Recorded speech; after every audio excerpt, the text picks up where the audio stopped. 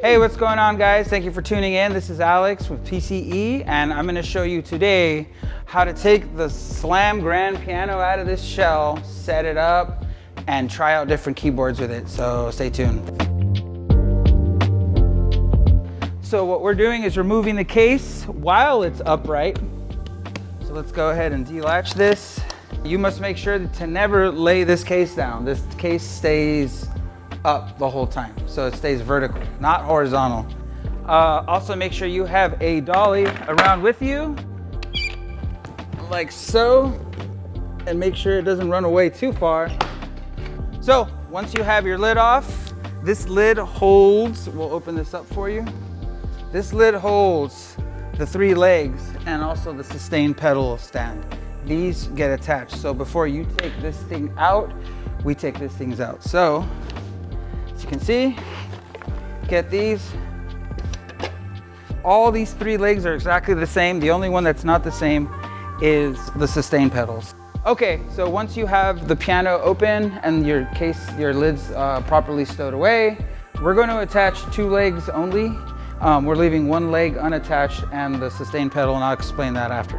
All your bolts and tools will be inside of a pouch inside the case.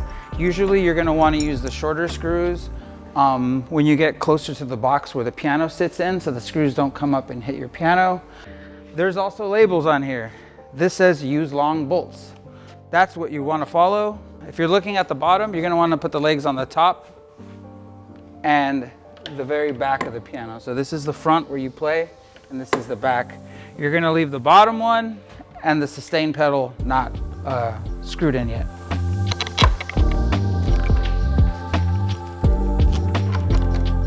Find out the location of where you want to put your piano shell. In this case, we're just setting it on the stage. Essentially, what you want is this piano, it's going to come down pretty much like a hinge. This back leg, where the butt of the piano is going to touch first. So what we're going to do is we're going to drop it down. That's going to touch down. Someone has to hold that area and brace it, and then we keep bringing it down and holding it. And then once it's on the 2 feet, we balance it up, and someone will go down there and attach the final leg, that area right there. And the reason why we don't put the leg on and bring it over is because you would force all the weight on 1 leg and it would essentially break. So we're trying to not have a leg break. In this case, we put it on 2 legs and attach the 3rd. Very important too is you need to have somebody hold this, because when you're pulling the case out, this case wants to go this way and you want to go that way. It could fall over or be dangerous. Either set this up against the wall or find yourself a dude to hold it. So right now we're going to lift it up and out and onto the stage. Ready? 1, 2.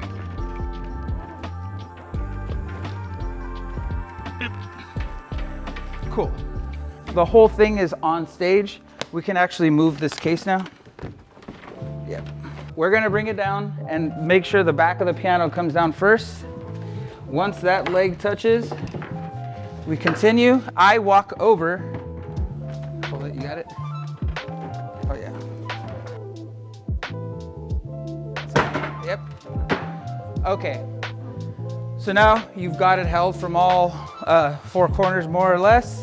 Now that people are supporting it, you attach the final leg in its proper spot. Yeah, make sure when you're down here that you have plenty of people holding it and sustaining it above you. Once your piano is where you want it located, you can relieve your dudes. The leg is set. Now, same difference. Now this leg is not really supporting the piano. Now this is just like an addition. This is also an option. You don't absolutely need this, but it looks nice for the part of the occasion. These cables will run through the holes that are located on the bottom of the shell. So make sure you run them through at the slot, and it should slide in. And same as before, you get your screws and you just attach it. All right, so once you have everything set up, you just got to make sure everything is sturdy. So the next thing in hand is the size of the piano hole. So it's 55 inches and a quarter. So if you're gonna put a keyboard in here, make sure it's less than 55 inches or around 55 inches. With the door closed, it's about 10.5 inches, but with the door open, you get about a foot. So it's up to the discretion of what your performance is and where you're at to decide if you want to have a piano that's bigger or something smaller, which we have with the door closed. That's if people are walking by the piano and they can see it. Inside the hole, we have shims. Use them to your discretion. They work pretty solid. You know, piano, you're not really pounding on it. You're just setting it in there. Make sure it's sturdy and doesn't slide. And for the foot switches, the sustain pedals, very important note to have is that there should be, your piano should have the connection of a 1/4 inch for TRS. That's very important. If it doesn't, you could just run your own pedal. Same thing, run the line down and drop the pedal down there. And that's pretty much how you would configure that situation. All right, now we're gonna show you a couple different examples of different pianos we have and what they look like inside the hole. Check it out. Starting with the Roland RD800. This is a pretty standard piano that we carry. You're able to rent it. It just captures the actual live, a real live piano sound. You might need 2 people. So once you get her in, we do have some shims. Also, cardboard will help you as well. That's if you really want to get down to the 1/4 inch. These details matter. We got the piano in. The Roland RD only took 2 shims on each side, and it sits well. It closes right where it needs to.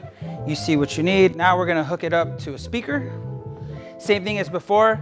A great way to access the piano, if you can't reach behind here or see behind here, you could open this top. There is a stick right here to hold it in place. You can kind of work through behind here. And right now, I ran the cable out of the keyboard mono, and I'm going through back here, and there is a little hole at the very back. So here's a 1/4 inch, the keyboard audio, and this is my Edison cable for my power. So this is one of the only things that would be attached to this whole situation. You're able to keep everything clean. Now if you want to add a sustain pedal, same difference. We set it next to the other ones, and this is if these sustain pedals don't connect to your keyboard, if your piano is a little bit older and it takes only TS, not TRS, you can just put yours right there. Same difference, you run it through this hole, and then run it to the keyboard, and then you should be good to go.